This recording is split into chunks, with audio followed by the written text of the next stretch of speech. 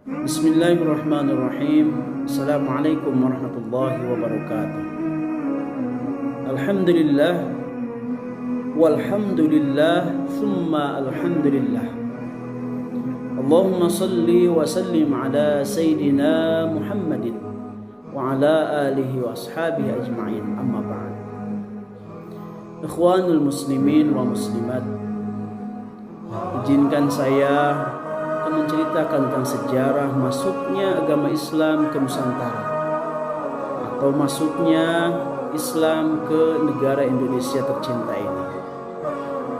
Dalam sejarah,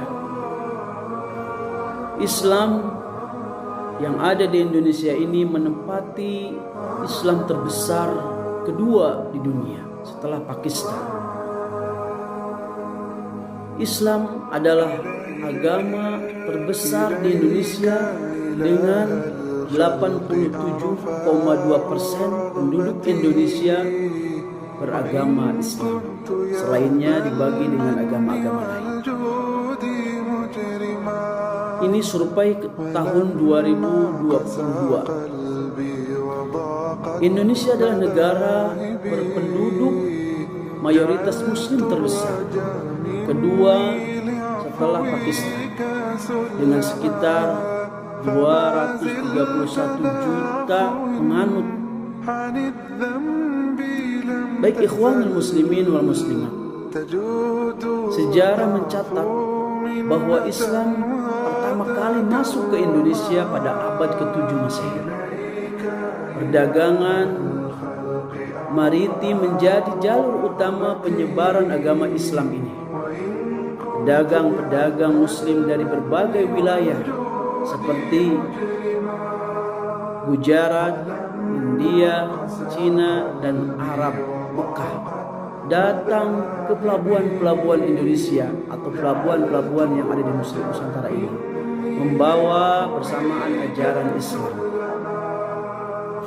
Penyebaran Islam ini di Nusantara ini dilakukan dengan pendekatan damai, adaptif terhadap budaya lokal, serta toleransi terhadap keberagamaan.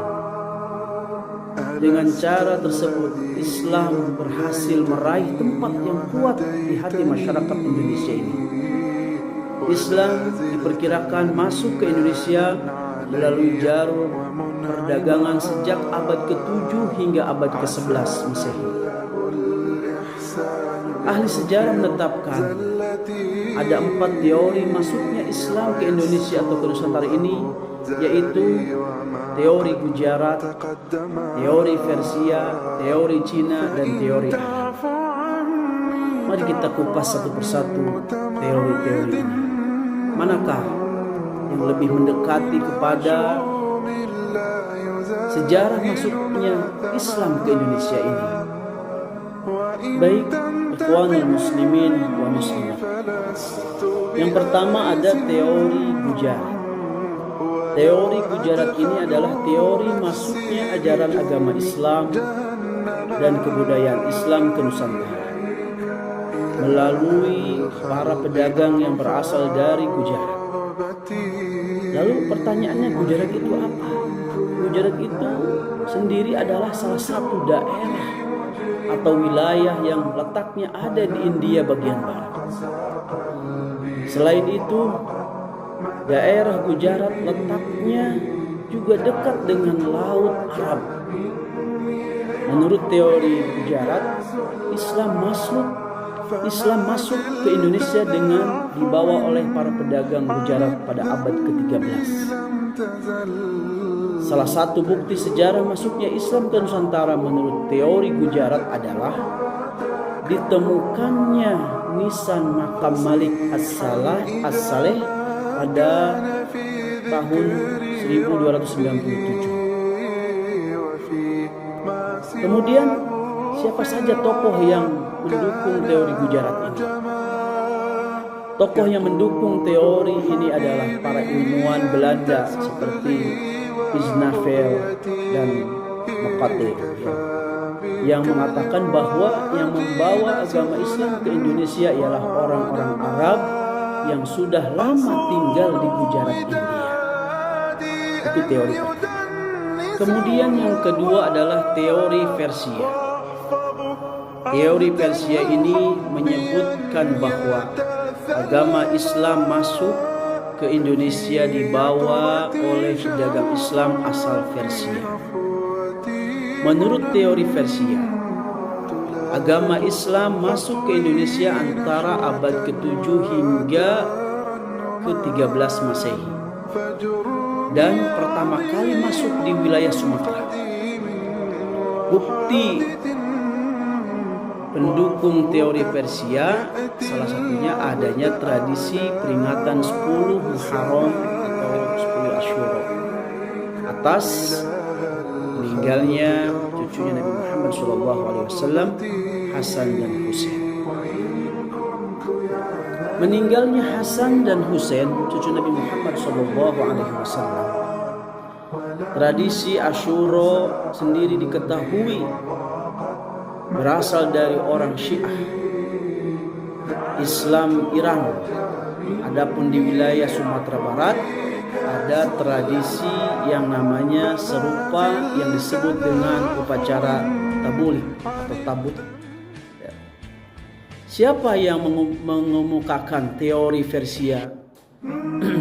Dikutip dari buku Serbi Pendidikan Islam karya Ihsan Harun, pencetus dan pendukung teori Persia adalah Umar Amir Hussein dan Hussein Jajadiningrat.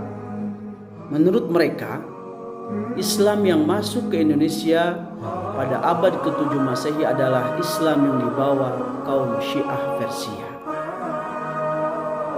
Baik ikhwanul muslimin wal muslimat. Kemudian teori yang ketiga adalah teori Cina yang menyebutkan Islam masuk ke Indonesia pada masa abad ke-7 atau 700 Masehi itu, di mana pada masa itu merupakan masa perdagangan antara negeri dan jalur Nusantara pada masa itu. Pada masa itu juga merupakan jalur yang strategis untuk pelayaran perdagangan pada masa itu. Apa bukti teori Cina masuknya Islam ke Indonesia? Teori ini didasari pada beberapa bukti, yaitu pertama, fakta adanya perpindahan orang-orang Muslim Cina dari Canton ke Asia Tenggara, khususnya Palembang pada abad ke-879 Masehi. Yang kedua, adanya masjid tua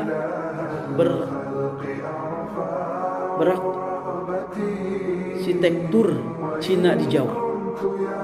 Yang ketiga, ada raja pertama Demak yang berasal dari keturunan Cina, yaitu Raden Fatah. Itu adalah teori yang ketiga. Ikhwanul muslimin wa muslimat. Kemudian selanjutnya ada teori Arab yang merupakan teori Islam yang menyebabkan atau yang menyebutkan bahwa Islam masuk ke Indonesia langsung dari Arab Mekah pada masa kekhalifahan. Teori ini didukung oleh J.C. Van Leer hingga Buya Hamka atau Abdul Malik Karim Amrullah. Bagaimana Islam masuk ke Indonesia menurut teori Arab? Dalam teori Arab atau Mekah dikatakan bahwa proses masuknya agama Islam serta ajaran Islam ke Indonesia secara langsung yaitu dari Mekah atau dari Arab. Bagaimana proses masuknya? Proses masuknya agama Islam berlangsung pada abad pertama Hijriah atau pada abad ke-7 Masehi. Apa yang memperkuat teori Arab? Dapat beberapa bukti yang mendukung teori Arab, diantaranya satu, pada abad ke-7 Masehi di pantai timur Sumatera memang telah terdapat perkampungan Islam khas dinasti Umayyah. Kemudian yang kedua ada mazhab yang populer kali itu, khususnya di Samudra Pasai adalah mazhab Syafi'i yang juga populer di Arab dan di Mesir. Mungkin itu teori-teori sejarah yang menerangkan bahwa Islam itu datang ke Indonesia dengan 4 teori ini. Lalu mana yang akan kita pilih daripada teori ini? Silahkan dipilih.